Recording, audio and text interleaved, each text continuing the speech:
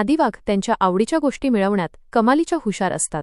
पृथ्वीवरील सर्वात शक्तिशाली हिंस्र प्राण्यांपैकी एक असूनही वाघीण नेहमीच फक्त आपल्या ताकदीवर अवलंबून राहत नाही. कधीकधी ती प्रेमाचा किंवा आपुलकीचा वापर करते.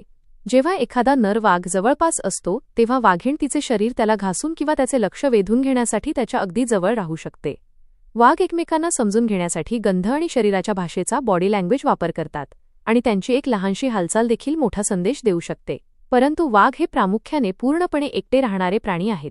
सिंहांच्या उलट वाघ हे कळपात किंवा मोठ्या कौटुंबिक गटात राहत नाहीत.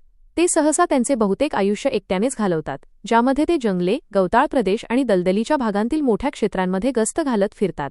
जेव्हा वाघांची जोडी एकमेकांसोबत सुरक्षित आणि सुखावह अनुभवते तेव्हा ते शेजारी विश्रांती घेऊ शकतात, एकमेकांचे केस साफ करू शकतात किंवा कोणताही आक्रमकपणा न दाखवता शांतपणे एकत्र वेळ घालवू शकतात.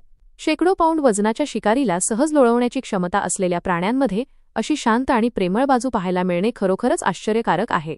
आणि जेव्हा त्यांच्यासोबत त्यांची पिल्ले असतात तेव्हा त्यांची ही प्रेमळ बाजू अधिकच स्पष्टपणे दिसून येते. एक आई आपल्या पिल्लांना जिवंत राहण्यासाठी आणि स्वतःचे रक्षण करण्यासाठी आवश्यक असणारी कौशल्ये शिकवण्यात वर्षानुवर्षे घालवू शकते. ती त्यांचे रक्षण करते आणि त्यांना मोठे झाल्यावर जगण्यासाठी लागणाऱ्या सर्व गोष्टी शिकवते. मराठीत अशाच उपयुक्त माहितीसाठी लाईक, शेअर, कमेंट आणि सबस्क्राईब करा.